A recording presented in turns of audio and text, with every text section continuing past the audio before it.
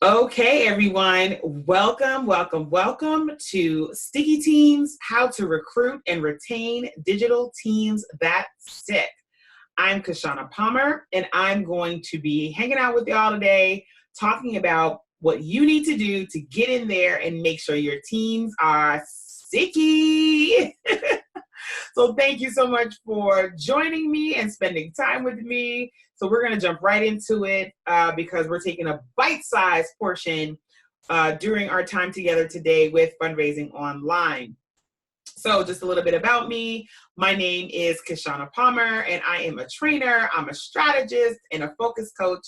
And I am so passionate about helping social good professionals, that means you, grow your careers and grow your skills, grow your teams, and grow your results.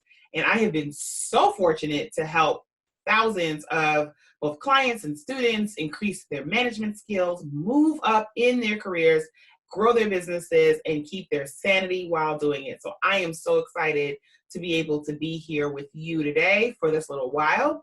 I just want to make sure that just in case, stats are your jam, that I have going on 17 years, I cannot believe it, friends, fundraising, marketing, and talent management experience. I have been a chief executive for probably the last, 12 of my 17 years, and so have been doing this quite some time.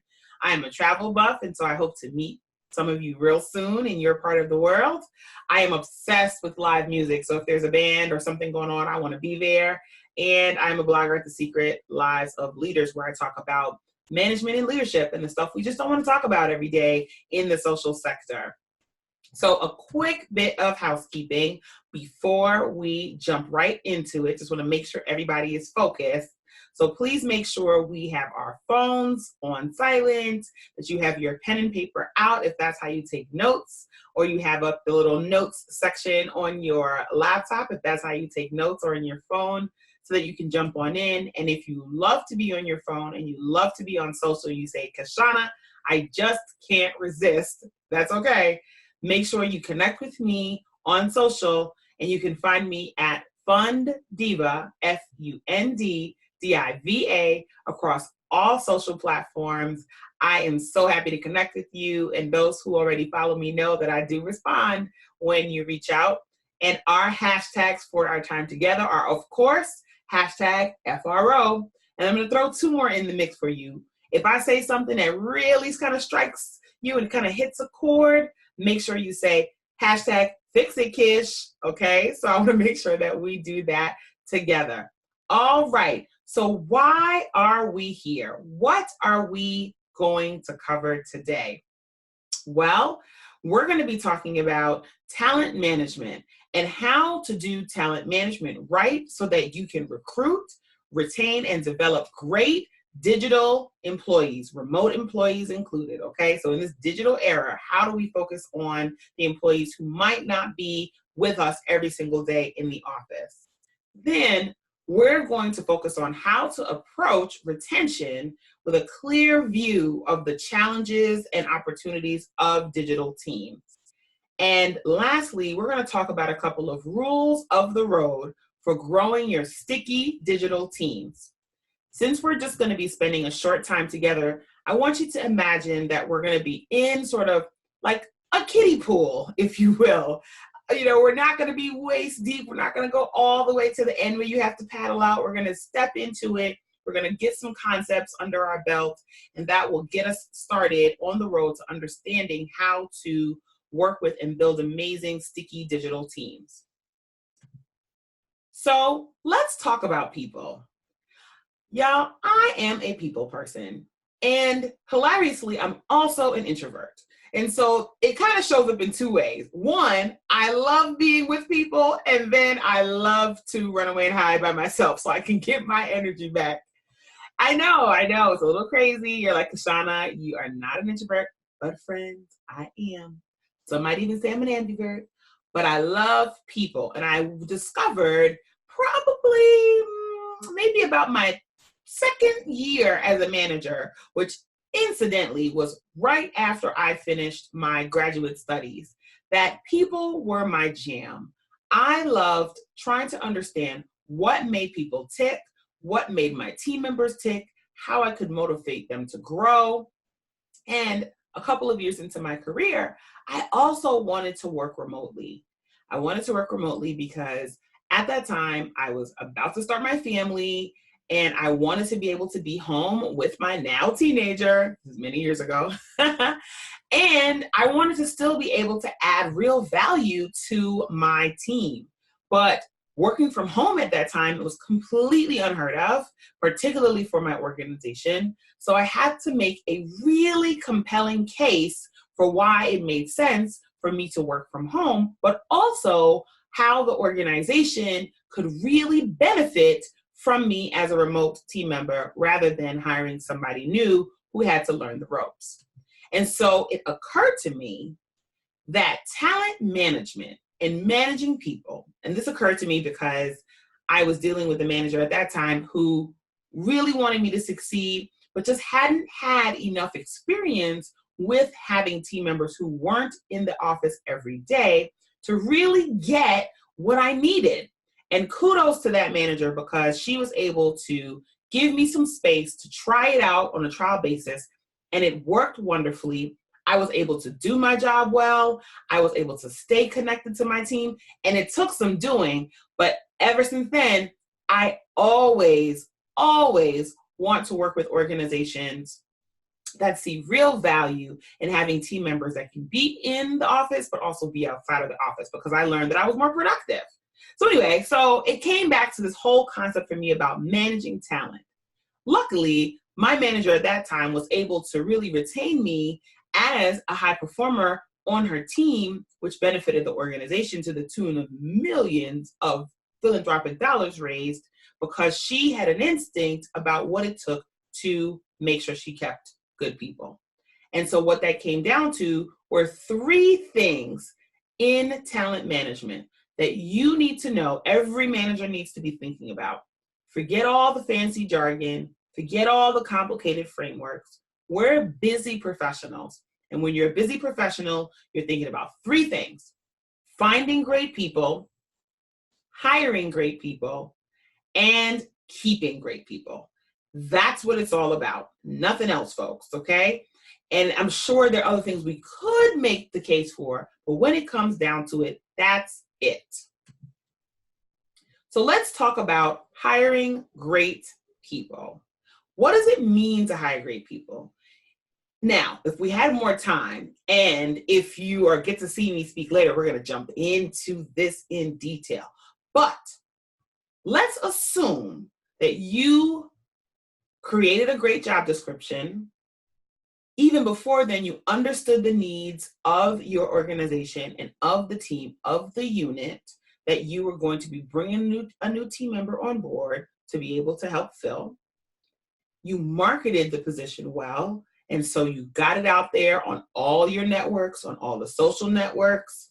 You had a great interview process, so you had a wide pool of diverse candidates, all of whom are qualified, and you were able to select an amazing candidate to join your organization. And now you got them to say, absolutely, I'm ready to join your team. So the thing is, what actually happens after the yes? What happens once you say, oh my gosh, I do?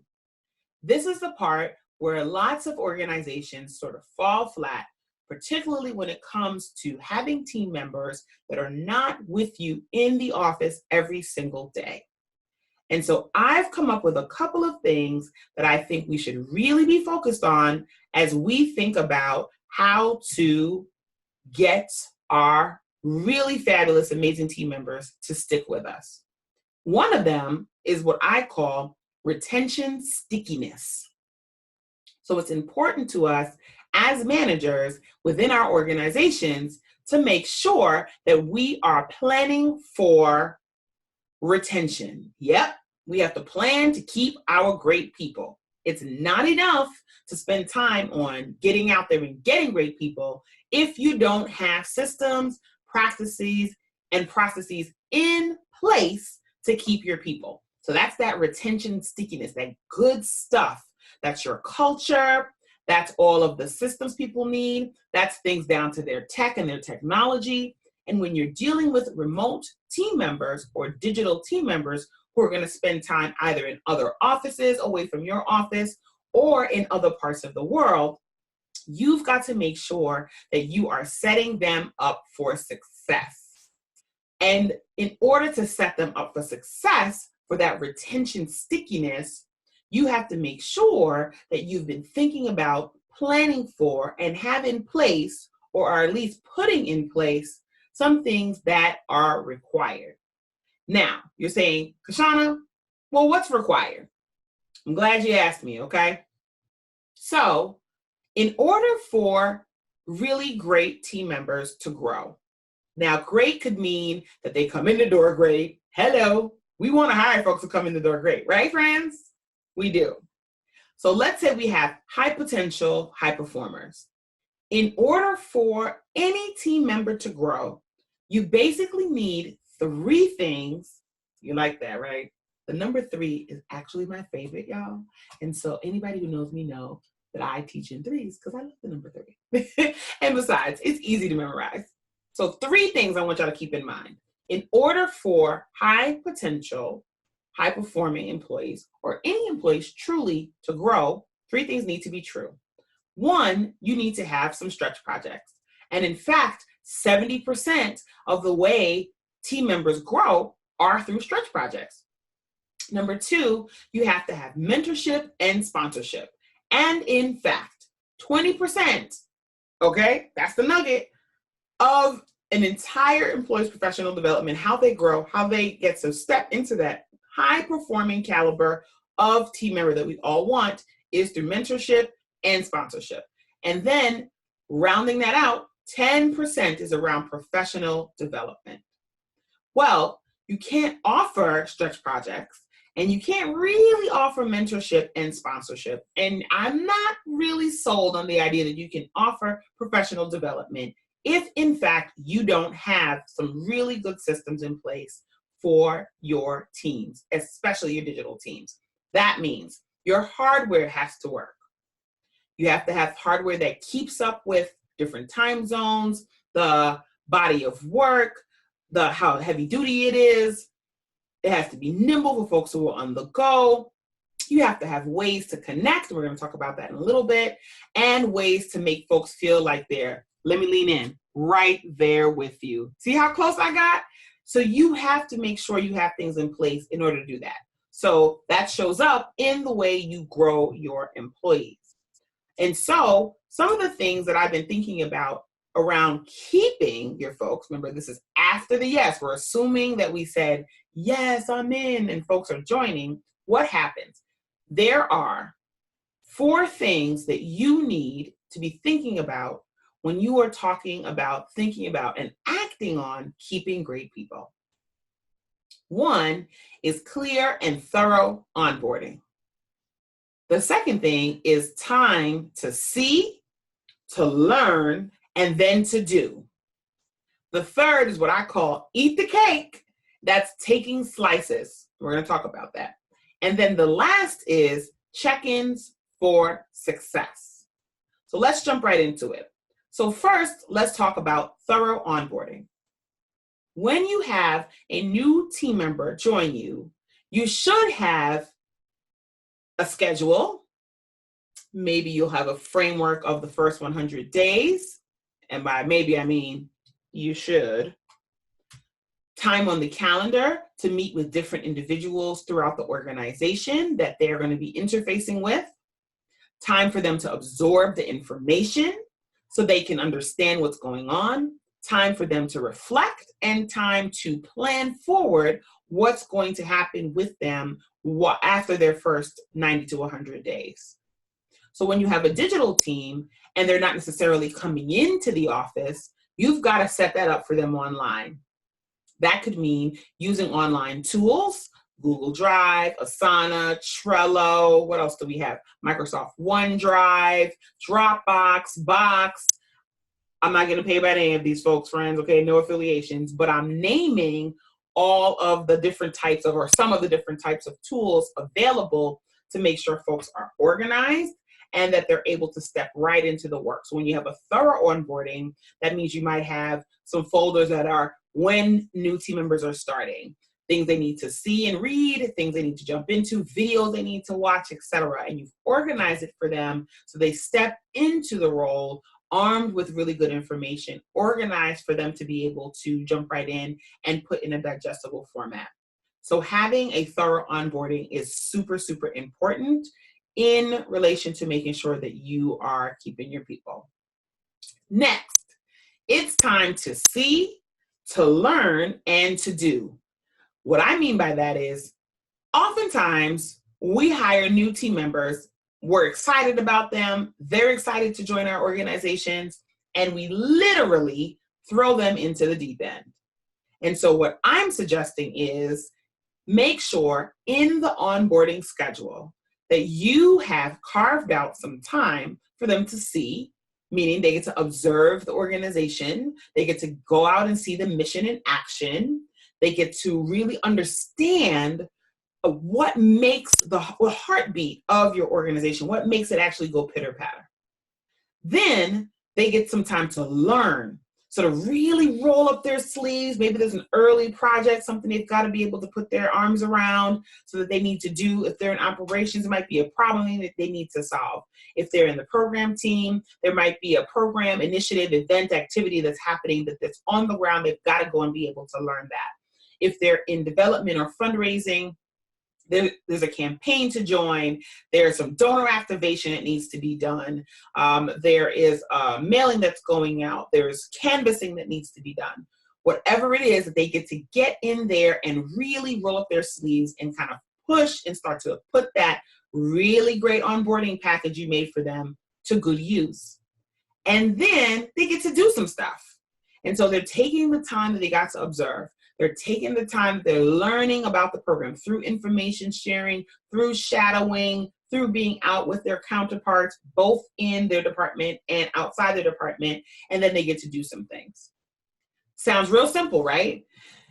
Well, it's a little different when you're dealing with digital teams. So when you're dealing with digital teams, you've actually got to think really carefully and plan really carefully. How do you make sure that your team is able to have the same experience that a team member who is in the office or in your part of the country or in your sort of face-to-face time, that they get to have that same experience? And how you tend to do that is by making sure you have partnered up with a counterpart who's going to be their sort of guide through all of this work. And so having access to technology and having access to technological tools, webcams, conference calls, Zoom, being able to work collaboratively in projects, maybe one of your team members coming to where that digital team member or that remote team member is. It's really important to be able to get some interface with that particular team member so that they are able to feel like they are a part of everything and what's happening. And so really leveraging the technology you have on hand and getting creative about how you leverage that time is going to be really, really important. And I'm going to dig in a little bit more in a few slides just to kind of get into what do I really mean by how do you make sure that you're having that face time. The next thing you've got to do in order to make sure that folks are having a really great experience is what I call eat the cake. So remember that. Literally what I mean is taking slices or step backs. Step backs are an opportunity, taking slices are an opportunity for you as a manager to intentionally check in with your team member on how they're doing and what questions they might have, and to potentially share some feedback with them on what they've been seeing, learning, and doing. So if you're the type of manager that you like to have a more hands-on approach, this allows you to stay really connected to your team member without being the dreaded micromanager we know you don't want to be. And your team member then gets to feel super supported, but also doesn't feel like you are in the way or that you don't trust them to do the work. So it has a double benefit, super amazing. So taking slices means on day one, your team member knows that you're going to check in with them on day one, and that you have a scheduled check-in maybe on day 3, and you have another scheduled check-in on day 7, and then you have another scheduled check-in on week 2, week 3, etc., so that they can rely on the opportunity to be able to touch base with you. It's already on their calendar. They know what's coming. They can look forward to it. And you have an opportunity to prepare, but you also know you have a really clear opportunity to really dig into the work with your new team member. And how you do that is through what I call check-ins for success. Now, lots of us have what we call one-on-ones, or we have check-ins. But oftentimes our check-ins are a combination of your activities for the week, the to-dos and the sticky notes on your desk, questions that you can't seem to get answered anywhere else, and maybe something else that's not even on my list. So what I like to do is have check-ins that are pretty structured. And so in the check-in document, I like to put, what are my 2 or 3 things that I've got to work on this week in order for this week to be successful? Then, if I have something I want my manager to work on with me, then I note that as well, so that my manager in my check-in document knows, oh, Kishshana wants to talk about this particular thing that she needs my specific help with. That's that slice. Then I list out some of the updates I have, because we really don't need to talk about that if they're already there, unless my manager has a question. And then lastly, I could give an opportunity for 2-way feedback in writing. Things that are going really well, things that might need some tweaking.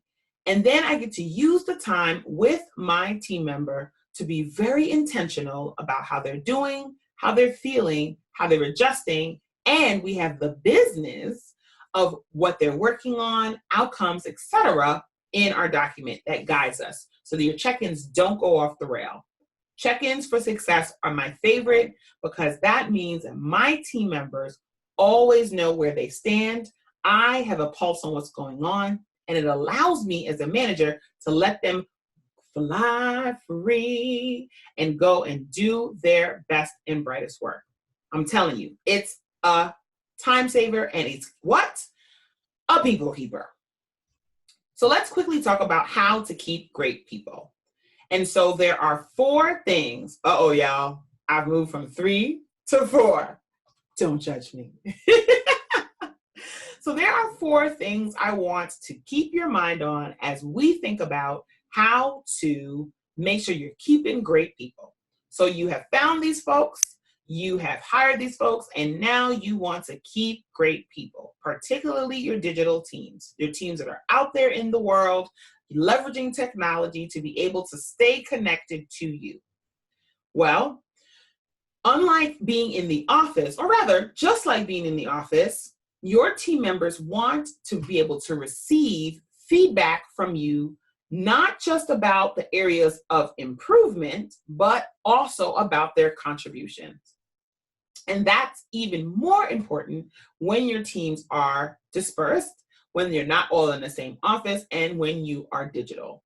It's so important for you to be able to say, hey, Kishshana, really great job on the report you delivered last week. I was really proud of that. That was really solid research. Or really, really great donor visit you had.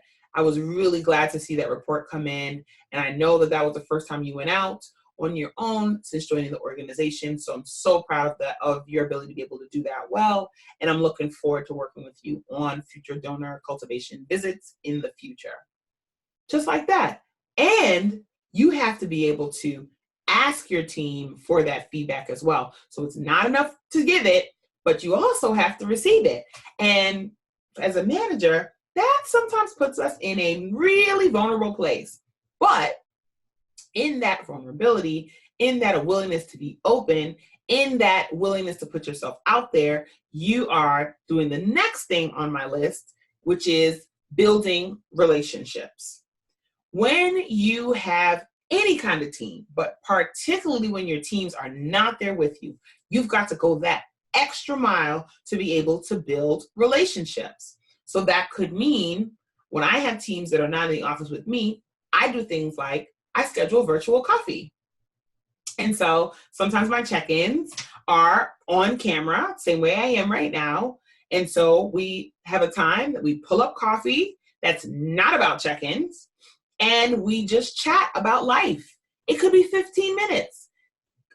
Liken it to going out for a walk with a colleague at lunchtime, or liken it to going out to grab a sandwich or a cup of soup with a colleague that's in the office with you. Except you and your digital colleague, you and your remote colleague, use technology to do that together.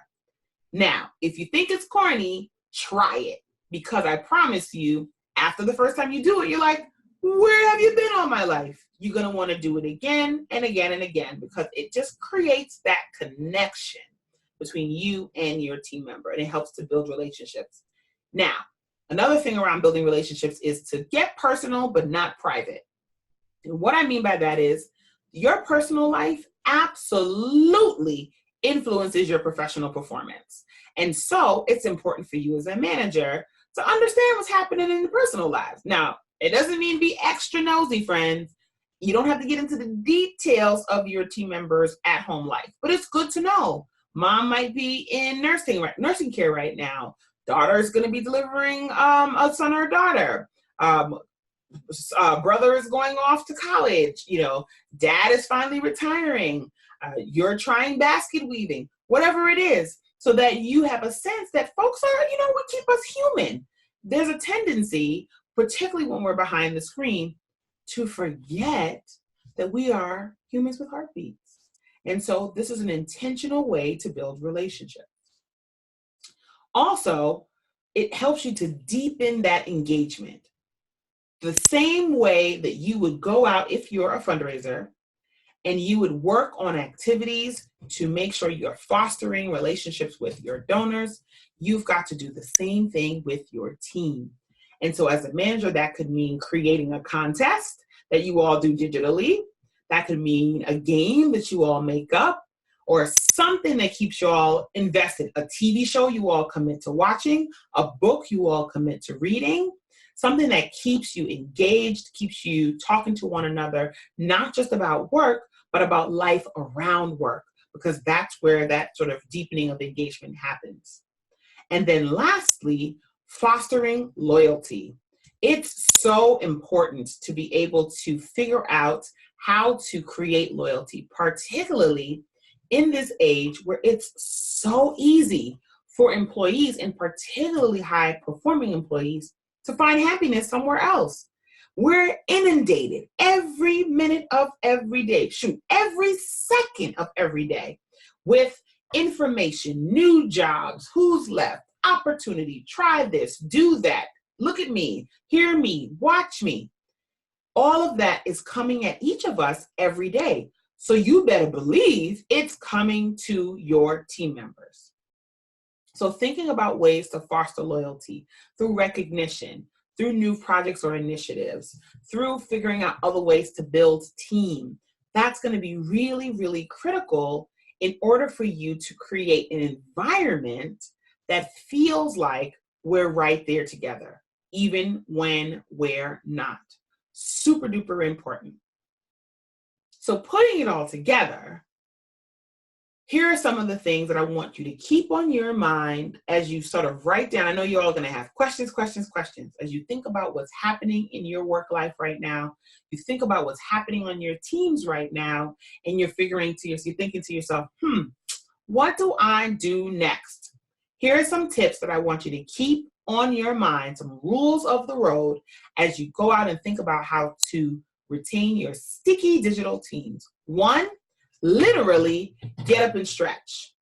These are folks who are not with you all the time, who are having access to all types of technology. And look, friends, I've spent 20-something minutes telling you all to leverage technology, and now I'm going to tell you, walk away. One of the best exercises I've ever done is give one of my team members an opportunity to be able to create a project for us that she got to lead, that it added to our bottom line as an organization, but it wasn't a part of our work plan because we were all pretty stretched. She literally got up and stretched and figured out a way to not only lead this particular project, but to fold it into the work that we were doing as a team that made it amazingly easy for each of us to participate. And we were able to see her grow, help her grow in something we really wanted to do, but didn't necessarily have the bandwidth to do. So literally get up and stretch. Next, thorough onboarding, making sure that you're taking the time to have new team members learn about your organization, come in and connect with people in your organization, particularly if they're not in the same space and it doesn't happen organically. So be very intentional about that. Taking the time to see, learn, and do, making sure that your team members have an opportunity to see your organization's mission in action, to learn about it by working with others, and then to take on small projects very early on to do the work so that you're able to then, as a manager, take slices, to step back and ask good questions, to see how they're doing, to get good feedback, to really make sure that you are clued in and you are plugged in to your team member. And you do that through check-ins for success, making sure you use your one-on-one time productively and you leverage technology to get that connection so that you can do the last thing, which is remember it's all about relationships. It's all about relationships, that you are taking the time to connect on a personal level, even if it's not private, that you're creating opportunities and experiences to deepen that bond, to strengthen that bond outside of your work projects.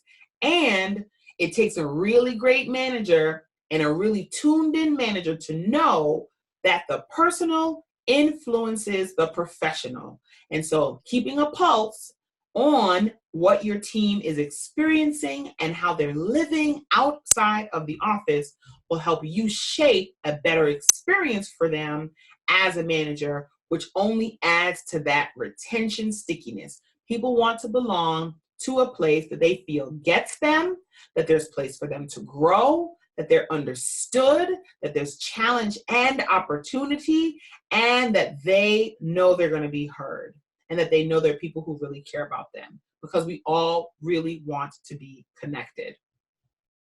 So speaking of connection, I want you to stay connected to me. If you had a thought pop up during my talk or something that came to your mind that you weren't able to get answered right away, please stay connected to me at Fundiva, Fundiva, across all social. Connect with me on LinkedIn at Kishshana Palmer or on Facebook at Fundiva.